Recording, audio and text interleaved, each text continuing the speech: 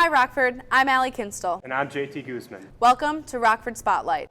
On this newscast, we will be highlighting some of the influential members of the community, as well as locations in the city that bring people together.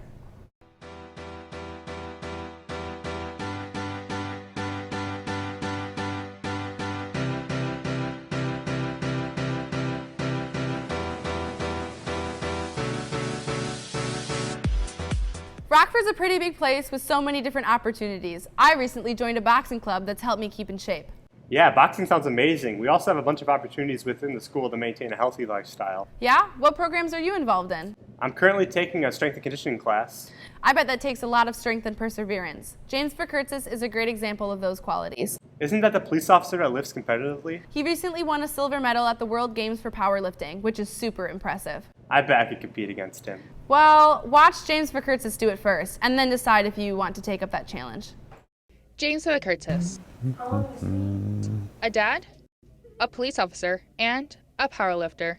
Well, I've been powerlifting for 20 years now, and I have a professional strength coach who asked me to go and compete over there because he knew I have over 20 years as a police officer, and was like, I think you can do really well over there. After that, it was just pretty much the same training that I've done forever. It's just international rules are a little different. Some of the international rules, the pauses are a little bit longer, and you just never know what the judges are going to do. But other than that, it was kind of just the normal training. In order for James to compete, the community had to come together. The Grand Rapids Police Department gave me, because we have to have authorization to go there, so they gave me authorization and then they provided me some time off. Lodge 97 were the ones that helped me with a lot of the fundraising. There were many participants from around the world, but our very own stood out. I was the only one from West Michigan that I know of. This was the most life-changing for me. The biggest thing that for a Rockford student, you'd have to be a police officer or a firefighter or law enforcement to be able to go. I would tell anyone, first and foremost, get your education, and then the rest kind of comes downhill. Congratulations on your wins, James Curtis. This has been Fiveash with Beyond the Rock. So, do you still want to take up that challenge? Yeah, I'll pass, but James is one strong dude. His passion for what he does is really inspiring. His daughter goes to Rockford too, and she's just as strong-willed as he is. They're a great example of a passionate Rockford family. Another strong-willed soul in the community, Mr. Whitmore, a retired teacher from Rockford High School who's been diagnosed with cancer. Yeah, it's such a sad and unfortunate situation, but even through times that have been tough, Mr. Whitmore has been able to remain positive with the support of those around him. After a quick break, Moses Bosscher will talk more about Mr. Whitmore and his journey so far. I got an A on my math exam. I finally got a promotion. I got into my dream school. I scored a touchdown on my big brother. Lately, I haven't had the motivation to do much other than just lay around. Yesterday, I struggled to get up, but I was able to get out of bed this morning, and I'm really proud of myself for it. Victories look different for everyone. Recently, a teacher at RHS was diagnosed with cancer. He's been teaching in the district for over 18 years. For Mr. Whitmore, teaching and helping kids is his passion. So being diagnosed with cancer really hindered his plans to continue to help others. Even though he hasn't been able to work at the high school, his presence hasn't been forgotten. Rockford's student body, his coworkers, and his friends have raised awareness about his situation and have gathered support from the entire community. Good morning, Rockford community. Today we're here on the TED as the Rockford High School participated in an all-school whiteout in support of one of our fellow teachers here at Rockford who's battling cancer, Mr. Whitmore.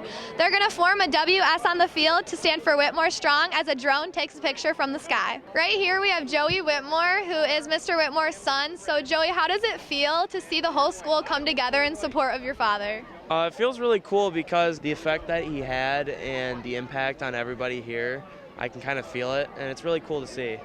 Amazing display of the goodness and the greatness of this high school.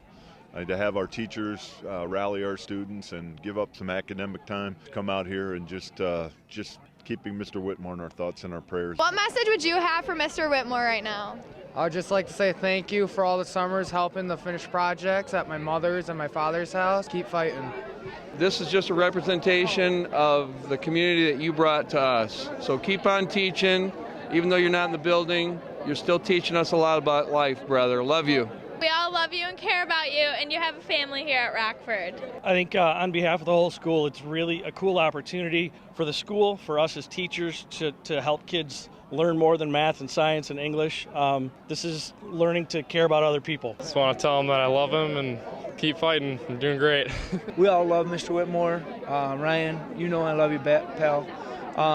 But to do this, I think is fantastic. I know Ryan very well, and this is the kind of thing that he appreciates. And I know this is a message that we could send that's really going to make a difference in his life. Stay strong. We got work to do. We got decks to build next summer too. So see you then. Thank you, students. Thank you, staff. Whitmore strong. As you already heard, you left a major impact on many teachers and students' lives, and even though you're not still here in the building, we all still feel you in our hearts, and we're all rooting for you. So Whitmore strong. We love you, Ryan. It's really beautiful to see a community band together and support someone so loved. Definitely, especially in times like that, it's essential to have help and encouragement. Having a teacher with Whitmore's passion is also essential. His enthusiasm for teaching has touched the lives of so many students. Of course, another teacher that has made an impact on the students of Rockford is Mr. Cox, a driving instructor. I had him as an instructor, and he made learning really interesting and fun. It was way more than just the standard lesson. He puts a lot of effort into his teaching, and it shows. One of our reporters from BTR was so touched, they made a story about it. When turning, which lane should we turn into? Everyone has to go through driver's education, and at Rockford, the well-known instructor, Mr. Cox, has made quite the impression on students. Now I have more room to navigate and make my left turn, don't I? Teaching driver's education is important, but by getting to know his students, he adds the element of fun. That's how I go down the White Pine Trail. He's been helping kids get on the road ever since he arrived. I started off, did my training, and then they sent me to Rockford. So I've been doing this for 2 years, 4 or 5 months. And you go, why? Thank you, Mr. Cox, you charismatic man, you. Mr. Cox had been looking for his calling all his life, but he finally found it when he started teaching. I always wanted to be a teacher. When I was in the British Army, I started teaching junior medics. I said, you know what? That's what I'm good at. Because everybody in this world is good at something. You just got to find what you're good at. But now he needed a place to do it. I was stuck because I don't have a teaching degree or a bachelor's degree. And then eventually I saw an ad that said driver instructor. And I was like, man, there you go. I could do that. Everybody check your left blind spot. Mr. Cox was glad to have found a place where he could express himself in his teaching. The favorite part about doing this job is I could be myself. Very few people are fortunate enough to find a job or career where they can walk in and have it feel like something that they enjoy doing and something they want to turn up and do. Mr. Cox has enjoyed teaching the younger generation and hopes to do so for many years to come. I never had a job I enjoyed until this one. This is the best job I ever had. This is Nessa with Beyond the Rock School News signing off. The passion that's required to teach is truly a unique thing. I agree. Coming up next on Rockford Spotlight, I'll be taking a look at Frederick Mark Gardens in the wonderful butterfly exhibit. That was a foul! That was not a foul! That was a foul! No, it was not! Yeah, it was! No, it was not! I'll get my mama. She'll tell me it's a foul. What? You don't need your mama, you need a referee! But you don't need your mama, I said! We need you! We need you to become a referee today, right here at this website! And remember, you don't need your mama! Referees are awesome! So we're here at the butterfly exhibit trying to check out some butterflies. I heard there's over 7,000 here. Kind of cool place. The Frederick Meyer Garden Butterfly Exhibit is open until April 30th. So it's a bit warm in here, but standing here, I can see so many different types of butterflies. So the goal of the day is for me to get a butterfly to land on me. I don't know if I can make it happen, but I'm gonna sure as heck try.